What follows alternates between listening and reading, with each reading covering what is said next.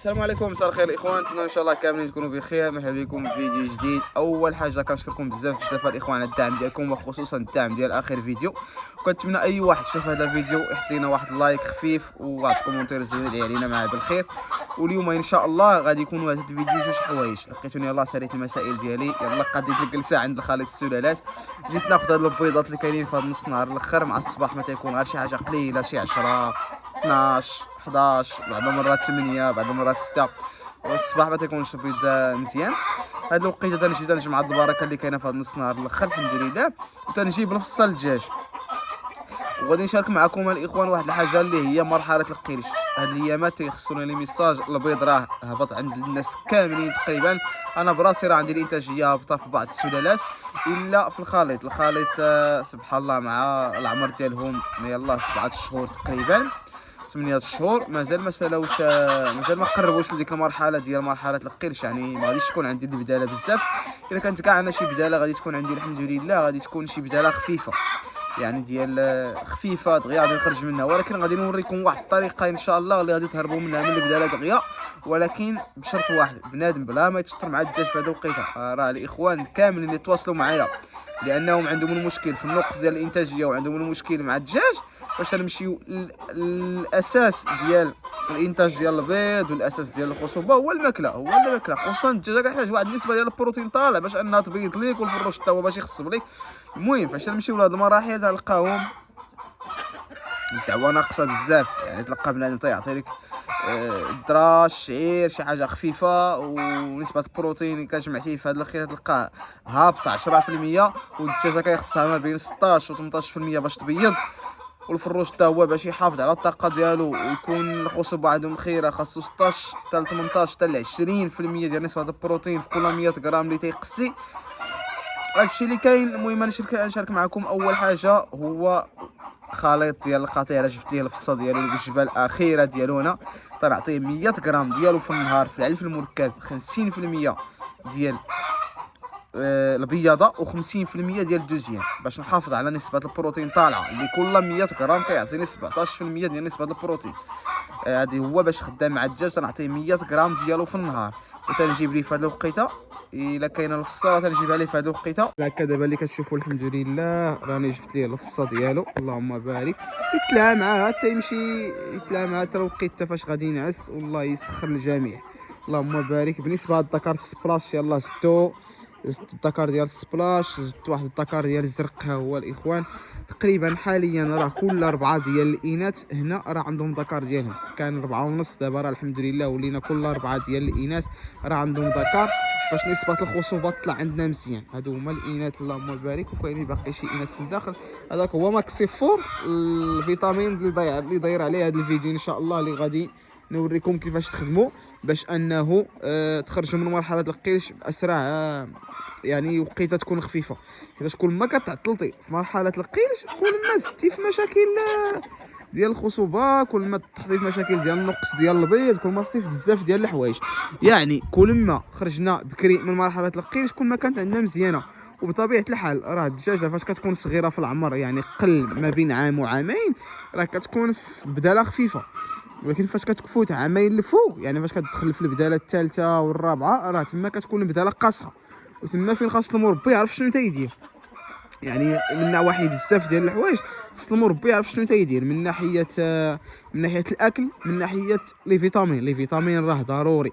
هاد المرحله ديال مرحله القرش راه تنحيدوا لي فيتامين ديال ادي 3 او اس اللي كيعرفوا الدراري كاملين وجات عليه فيديو اللي كيرفع الخصوبه، عوض كنحيدوه في هذه المرحله. في هذا الشهر ولا شهرين كنحاولوا ما امكن نخدموا بالفيتامين اللي فيه الاملاح المعدنيه، فيه الاملاح، وفيه لي فيتامين مجموع، فيه جميع، فيه بزاف ديال الفيتامين، ماشي غير 4 اللي هو ادي 3 اس، فيه غير 4 ديال الفيتامين.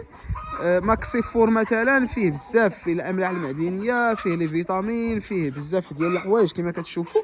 وهذا هو اللي غادي يخدم لينا، هذاك هو اللي غادي يخدم لينا في مرحله القرش، هو اللي غادي يعاوننا بزاف.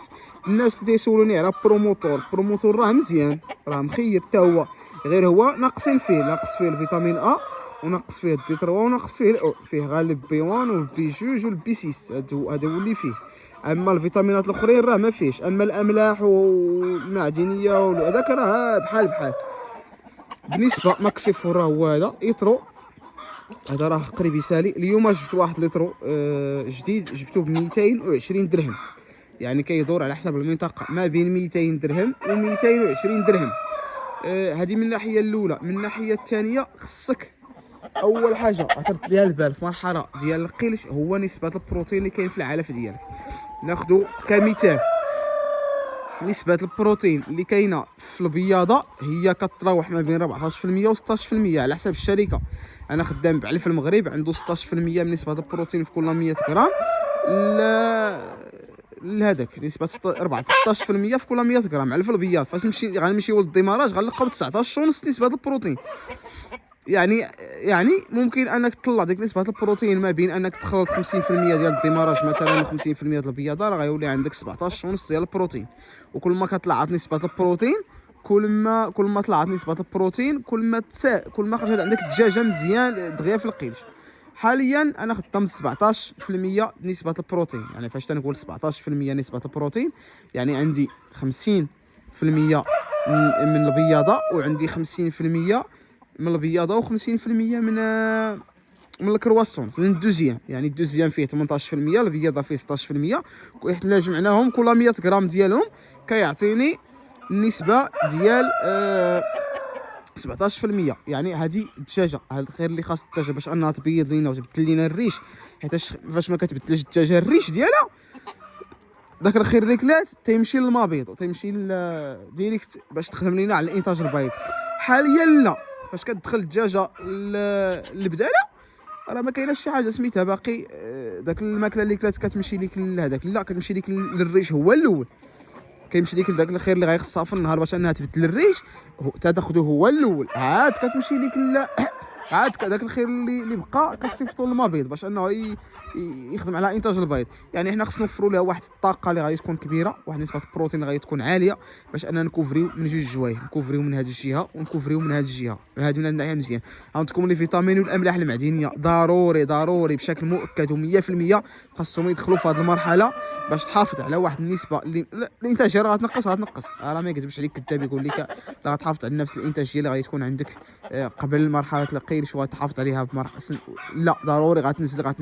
حنا نشوفوا حنا غير نحاولوا نحافظوا ما امكن على واحد النسبه. مثلا كانت عندنا واحد نسبه الانتاجيه ديال 70% عوض تهبط لينا 30% في مرحله القيلش، نحاولوا ما امكن نخليوها في 50%.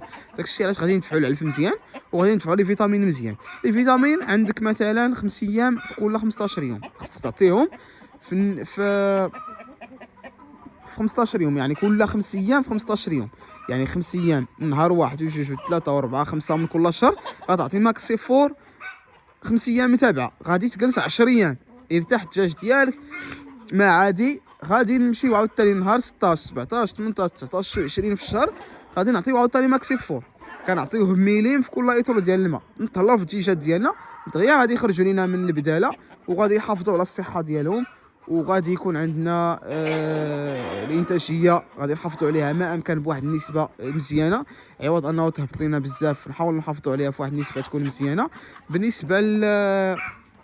بالنسبه لواحد الحاجه اخرى، حاولوا ما امكن هذه المرحله الناس اللي خدامين بالطبيعي يحيدوه، الناس تيعطيو الذره والشعير وداك الخير. الا دخلتاش عندكم البداله حيدوا داك الخير ان شاء الله تيخرجوا من البداله وداك الشيء عاوتاني يقنع الدجاج ديالك. اما هذه المرحله راه كل الى جاب الله تعطلتي في البداله بزاف ودخل عليك البرد فوق البداله صافي تما بقيتي تما. عاوتاني الدجاجه كتدخل عليك 3 ديال المراحل كيخصها فاش كتعطيها نسبه البروتين ما بقاش كيتوزع على جوج جوايه. دابا راه كيتوزع فوق فاش كتكون الدجاجه عاديه نسبه البروتين اللي طالع عندها كتعطيه المبيض باش يخدم باش ينتج لينا البيض، ولكن فاش كتدخل البداله ديك الطاقه وديك البروتين كتقسم على جوج جوايه، كتقسم المبيض وكتقسم التغيير ديال الريش. هذه من ناحيه اخرى. ولكن فاش كيدخل عندك البرد صافي تما بقيتي تحاول عاوتاني خصك واحد الطاقه كثيره باش ان الدجاج ديالها تحافظ على الحراره، باش تحافظ على الحراره ديالها. غادي تبقى عاوتاني تقسم لك على 3، يتقسم لك الدجاجه باش تحافظ على الحراره ديالها في وقت البرد. غادي يمشي لك عاوتاني للتغيير الريش، انت مازال الناس خرجوا من البداله وخدامين انت باقي في البداله. وثاني ثالث حاجه هو الانتاجيه، غتكون عندك ناقصه بزاف حيت ديك الكميه اللي كتمشي باش تنتج البيض هي الاخرى. هذا الشيء اللي كاين. نتمنوا ان شاء الله تخدموا بالطريقه اللي عجبكم. انا اعطيكم الطريقه ديالي باش خدام، ما بين نخبي عليكم والو. اللهم يسر ويسخر للجميع. بغيت تخرج من البداله دغيا، دفع نسبه البروتين تكون طالعه شويه باش الدجاج دغيا يبدل الريش، دفع لي فيتامين باش تعاون الدجاج ديالك على الخدمه. هذا الشيء اللي كاين. اللهم يسر. راهو ليا دابا نمشيو. ها واحد جوج الكرات نيوها مشرطاهم راسهم هما الاخوان. اللهم بارك. دكار لا ماشي هذا ديجا كاين هنا. ها واحد وقيع الثاني خرج. لا هما واحد ديال بلاي موتروك سيلفر، واحد ديال نيو هامشير. اللهم بارك. كما قلت لكم حاليا راه ولاو عندنا كل اربعه د الاناث ولاو عندنا بدكار. اللهم يسر الجميع. شوفوا الاناث واقيلا باقي تيبيضوا. هو الخير ديالنا تبارك الله ما شاء الله.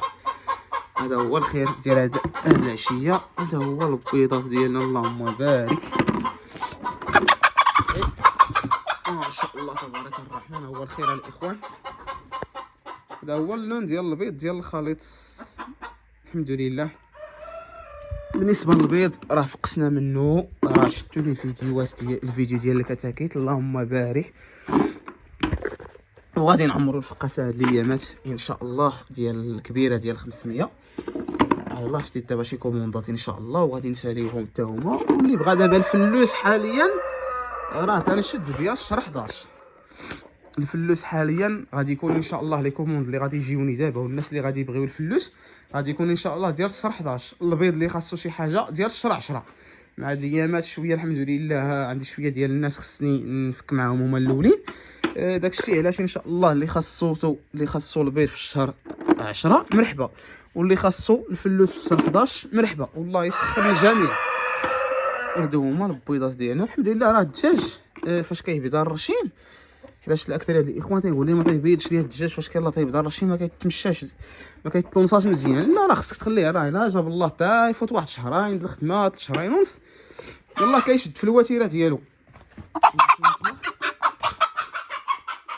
اللهم بارك الاخوان. اللهم بارك. اللهم بارك ما شاء الله.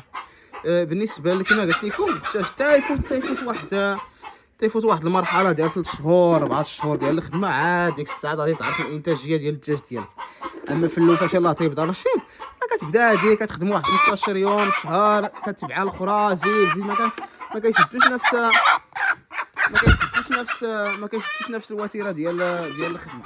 هادشي اللي كاين. هذه هي البركه ديال البيض اللي كاينه الحمد لله. دكار السوسكس الارميني. اللهم يسر للجميع. الدكار ديال بلاي موتروك. هذا هو الفيديو ديال النهار. نتمنوا ان شاء الله يعجبكم شويه. المهم المعلومات اللي عطيتكم في هذا الفيديو هي باش خدام، راه ما نبدل فيها والو الحمد لله. راه داك الخير باش خدام هو اللي قلت لكم. مرحله القيش فاش كتجي عندنا المزرعه الحمد لله كنخدموا نسبه البروتين. انا اصلا نسبه البروتين هي اللي خدام بها سواء في مرحله القرش سواء من غير مرحله القرش اللي هي 17%.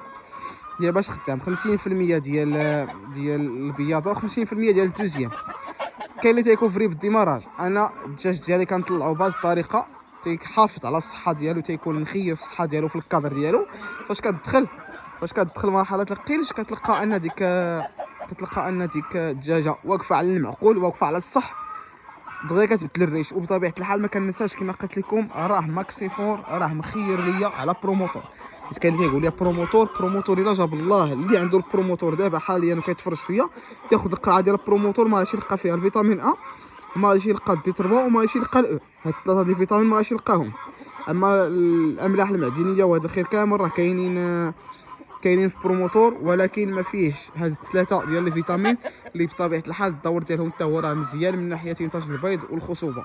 هادشي اللي كاين. اللهم يسر ولا يوفق الجميع. خليت لكم الراحه. تهلاو ليا في اليوسكم الفيديو الجاي ان شاء الله. تحياتي لكم.